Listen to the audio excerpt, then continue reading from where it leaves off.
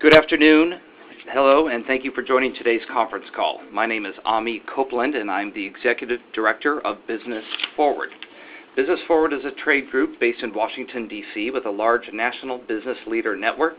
With the help of more than 50 of the world's most respected companies, Business Forward is making it easier for tens of thousands of business leaders from across America to advise Washington on how to create jobs and accelerate our economy. Business leaders from across the country, from manufacturers and restaurant owners to insurance agents and farmers, have told us that they are experiencing losses due to severe weather. These events are becoming more frequent and increasingly catastrophic because of climate change. Proposals from the Obama administration, including the new carbon pollution proposal from the EPA, aim to curb climate change. We are honored to be joined today by Gina McCarthy, the Administrator of the Environmental Protection Agency. She is here to talk about what the EPA's proposed Clean Power Plan means for America's businesses and gather input from you on the best ways to implement the plan. There will be time for questions at the end of the presentation. All lines are currently muted. If you would like to ask a question, please press 1 or email info@businessfwd.org, and we will let you know when you are live and able to ask your question. A quick note to make sure everyone knows that this call is on the record and that reporters are on the call. Also, please join the live conversation on Twitter, #EPABizChat. And with that, please welcome Administrator McCarthy. Thanks, Ami, and thanks everybody for being on the call, and thanks to Business Forward for organizing it. And I want to make sure that I leave plenty of time for questions, so I'll try to follow Avi's directions and keep this to about 10 minutes. It may be even less if I can get away with it. But I think you all know that last year President Obama unveiled a climate action plan, and it was a plan to cut carbon pollution, to also prepare for the impacts of climate that we already see today, and to provide leadership to the world in our effort to develop a global solution to the issue of climate change. On June 2nd, EPA took a critical step forward when we proposed our Clean Power Plan, which we're going to talk about today. That's a plan that aims to limit carbon pollution from our largest source, which is our power plants. Climate risks aren't just risks to our health, but they also are risks to our businesses and our economy and to job growth. When more frequent and extreme weather strike, business and taxpayers pay the price. A recent survey shows that small business owners are overwhelmingly worried about climate change, and they want action.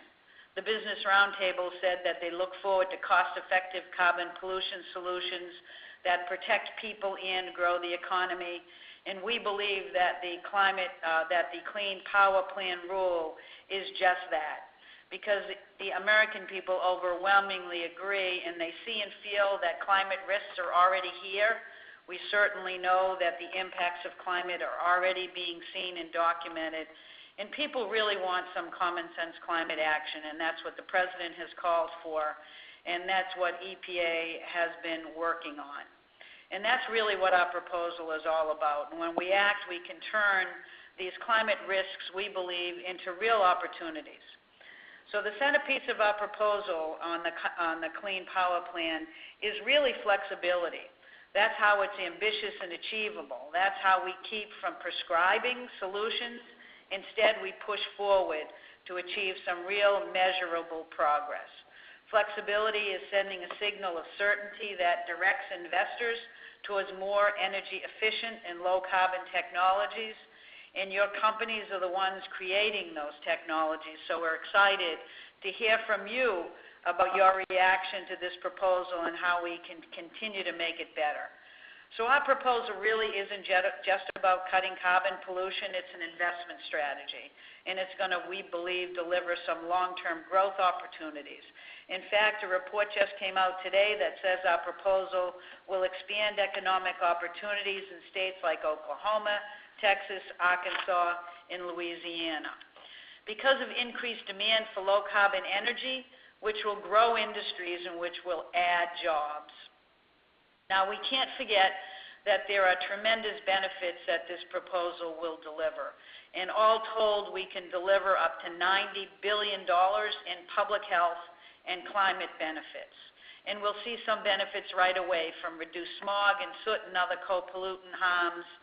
And we're talking about $7 in return for every dollar we invest. So the best news is we can do this without disrupting energy reliability and affordability. That was an underlying requirement that the President handed to us, and of course EPA has always been sensitive to. And we need to just agree to get past any concerns that people have with what might happen and take a look at what this proposal actually does and what our modeling shows. And we can take comfort in the fact that history has proven that EPA has found ways to reduce pollution while the economy has continued to grow. And ever since EPA has existed, we have cut air pollution by more than 70%, while at the same time GDP has tripled. And we expect that this proposal will continue to do what we have traditionally done, which is to get really good environmental improvements while we continue to be sensitive to the needs of the economies to grow and the opportunities to grow new technologies and make new investments moving forward. So, when I travel around the country and I talk to utilities and the power companies, they are rolling up their sleeves. They're trying to look at this proposal to make sure that it's reasonable and workable. And while we'll have great discussions over the comment period, we'll make sure that we listen to those comments and we make sure that in the end the United States continues to lead the way to reduce carbon pollution while continuing to take advantage of the economic opportunities that these new investments will offer. So before I take any questions, I want to have just a couple of, take the opportunity to ask you a couple of questions as well, and ask you just to think as you move forward after we complete this conversation about how your companies will benefit and can continue to grow in a carbon-constrained world.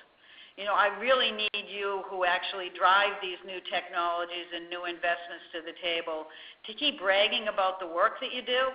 Let everybody know that sustainability stories are out there, that your suppliers, your customers, your investors really care about these new technologies and have markets that we can bring to the table as we reduce our carbon pollution. So I really want you to start bragging about yourself and showing off that cutting pollution really is about getting more efficient, cutting costs. It can have tremendous benefits to consumers, both in the short and long term, and there are business opportunities that will pop up as a result of our long-term signal that we are bringing to the market about the ways in which you can address climate challenge in ways that are significantly beneficial to new technologies and new business opportunities. So second, I just want to make sure that we keep talking ourselves. Make sure that you tell us what works, what doesn't. Participate in the comment period. We heard from hundreds of groups before we put pen to paper, and we're going to continue that conversation because this really is a comment period. It's an opportunity for us to clarify what we intended, for you to tell us what you think, and this really is a second level of intense engagement so that in the end we can end up with a rule that we'll be proud of. Everyone who cares about climate change, which is all of us, will be satisfied that we're taking a significant step forward, but we're doing it in a way that's enormously sensitive to the affordability and reliability of our energy supply system. So next week, we're kicking off our public hearings across the country. We'll expect to hear from hundreds of groups and actually thousands of people. I know they'll all have ideas. We already have received more than 300,000 comments, and we know we can count on you to have an open and collaborative process with us so that we'll get all of the best information we need. And lastly, I just encourage you that if you're in your own communities, in your own states, in your own business affiliations and associations, the more that you can all sit around the table and really talk about this and roll up your sleeves to make sure that the United States is putting its best foot forward. We really need your help. You're the people who understand how business works, You understand market signals. You understand how you can have the confidence to invest in new technologies moving forward on the basis of the signals we may be sending here. So let's make sure that you're at the table, that your voice is heard. Talk to other people. Let's stay committed to keeping on message, on focus on the facts. And let's not let sort of any lack of faith in your ingenuity hold us back from doing all we can do as both the people who care about the environment and public health in the United States, but also those who care about continuing to grow a clean energy economy and keep the U.S. competitive moving forward. So as you can probably tell, I'm very excited about this rule. I'm really proud of the way EPA developed this rule in such an open and transparent way. I think this rule is tremendously respectful of the leadership of the states. We know that it's built on all of the work that states have been doing so that it's reasonable and achievable. And I really look forward to a robust comment process and to opportunities to talk to you now about some of your comments or questions and to have your engagement through this process. So, Ami, I think I'll leave it at that and take questions. Thank you so much, Administrator. We will now move to the Q&A portion of this call. If you'd like to ask a question, please press 1 or email us at info@businessfwd.org, and we'll let you know when you're live and able to ask your question. As we wait for the queue to build up, we actually had a question that was submitted earlier via email that we'd like to kick it off with. This is from David in Luverne, Minnesota. Hi, Gina. I am a crop farmer in extreme southwest Minnesota. In the first 20 days of June, we had about 20 inches of rain, which led to significant flooding. Since then, we've had less than half an inch of rain. Yes, we have been declared a federal disaster area. Obviously, with climate change, the new normal is everything but normal. On the other hand, climate change has allowed significant production in traditionally non-productive lands. My question is, how do we manage American agriculture or survive as farmers going forward with extreme yield and price swings? That's a really good question, and I think it points out a big concern for all of us. And the concern is this, that we need to work together to deal with what we call climate resilience or adaptation strategies, because it's not unusual. It's not just Minnesota, but I was in Kansas not too long ago, and I remember last summer that half of the state was in drought while the other half was underwater. It was flooded. And so we have some extreme weather patterns that we're already seeing that are reflective of a changing climate. And part of the reason to do the Clean Power Plan is because we really can't afford to do nothing and the inaction that has been happening, because we know that those extreme weather patterns will just get more extreme over time. So we have two issues here. One is we have to be resilient to a changing climate. The other is we really have to get serious about mitigating carbon pollution so we're not facing an even more challenging solution moving forward. And in the meantime, I think that your questioner is absolutely right. It's a challenge today for us to figure out how the agriculture economy can survive in these types of swings. And there is work being done. I know the USDA has what they called hub centers that they've opened up throughout the country specifically to talk about adaptation issues with the agriculture community. And while these may be more about how you protect your soil from erosion and what are the new technologies and techniques to protect from extreme runoff or drought, there are also opportunities to talk about rural economies and the way in which agriculture needs to remain solid in those rural economies and what kind of efforts can be underway with USDA and other members of the federal family to address those challenges. So I'd encourage folks to call USDA, and if they want, they can follow up here with me as well, and we'll get in touch with people and see if there are forums we need to create to address some of these challenges moving forward. Great. Thank you, Administrator. We'll go to our first outside caller right now, Gary Harris, HCS Enterprise Energy. Gary, your line is open. Good afternoon. Administrator. Gary Harris from Atlanta. We've been doing a lot of organizing down here and having a good time at it. We're ready, set to go for the hearing on the 29th. A prayer breakfast is scheduled, march, and rally, etc. Some 60 organizations have come together to make this happen. But absent from it all is the voice of business, and particularly those who will benefit substantially from the new regs. The energy performance contracting companies, the energy service companies are not coming forth with their voices to say, hey, we realize that we're going to benefit from this, and we need to be a part of this. How do we bring them to the table? How do we motivate them? How do we ensure that they're part of this activity as well? Let me respond by thanking you for all of your efforts to get excited about this rule, and you're right, we're really excited about the hearings coming up. We know that a lot of people plan to be there. We've actually had to expand it tremendously so that people have the benefit of being heard. But you're also right that we need to reach out to the business community. We have received a lot of feedback from some of the large multinational companies whose names everyone would know, who really recognize that the time for climate action is now.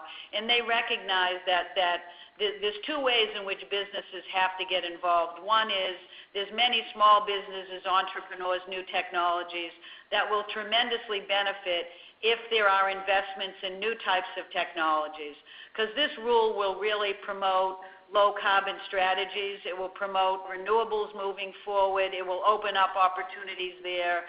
It's going to promote opportunities to get more efficient existing fossil fuel facilities and technologies available there.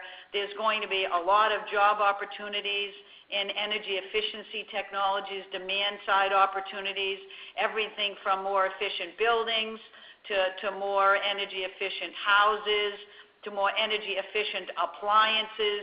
You name it, this is going to provide opportunities for more investment, more technologies, more job growth, and jobs of the future. And our challenge is to get that business voice to the table. And so businesses may directly benefit, but if you don't directly benefit, the other thing to remember is that businesses are paying the brunt already of a changing climate. If you take a look at what happened in Hurricane Sandy, the large businesses in Wall Street were back up and running, but those small businesses in those communities that were devastated have never come back. There is not enough resilience in small businesses in order to sort of deal with how long it takes to get back up and running when you have large weather disasters. And so it's important for us to remember that businesses are being hurt today. The challenges are being felt. And we really need a much more resilient, reliable, new, invested in energy system, and that this can be a part of the impetus for that. It can make a little bit of a shift from the technologies of the past to open up doors for the technologies of the future. And that's going to help every business because it's going to help us prevent more disasters in the future, more intense storms, more flooding, more fires, more health problems moving forward, and that's going to be a benefit to all of us. Great, thank you so much. Our next call is from Glenn Pratt. My apologies, Patrick Pratt. Patrick, line's open for you. Great, thanks. Madam Administrator, thanks so much for your time. My name is Patrick Pratt. I work for the Colorado Association of Commerce and Industry, the state chamber here in Colorado. And can you explain a little bit the process that EPA went through in crafting some of these rule changes? Because with all respect, what I've heard is that it was not an open and transparent process, and that's part of the frustration and potentially confusion around it. So can you help explain that just so that I can help message that? Thanks. I'm happy to, and first of all, I'm glad someone called from Colorado because Colorado is one of the leadership states here. You already have a system in place which is likely to keep you well in hand in complying with this rule moving forward because you've done a great job. Let me explain to you what happened with this rule because EPA actually did unprecedented outreach before we even put pen to paper to draft this rule. And what we did was we did 11 listening sessions across the country that were attended by thousands of people. We actually got hundreds of thousands of comments on this rule before we even wrote one.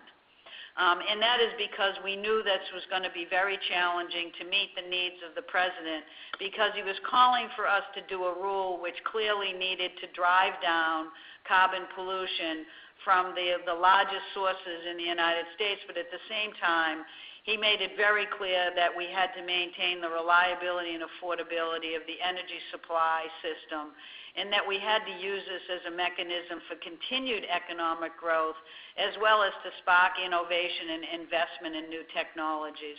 So that was the challenge that we faced, and we frankly went to states and cities and utilities first, and we looked at what states were already doing. And the reason for the listening sessions were to understand what has been tried, what has been tested, what efforts are underway, what states are doing what, how many dozens of states have renewable portfolio standards, how many dozens of them already have energy efficiency standards, how many of them are already investing heavily in energy efficiency, how many have utility-based programs that deliver energy efficiency programs, and how do we use that to understand what is practical and affordable and reasonable for every state to do. And I frankly know that states should be recognizing that when we did that listening session, we actually listened, because we drafted this in the most respectful way possible. What we did was we took a look at what the reasonable steps were that every state was taking.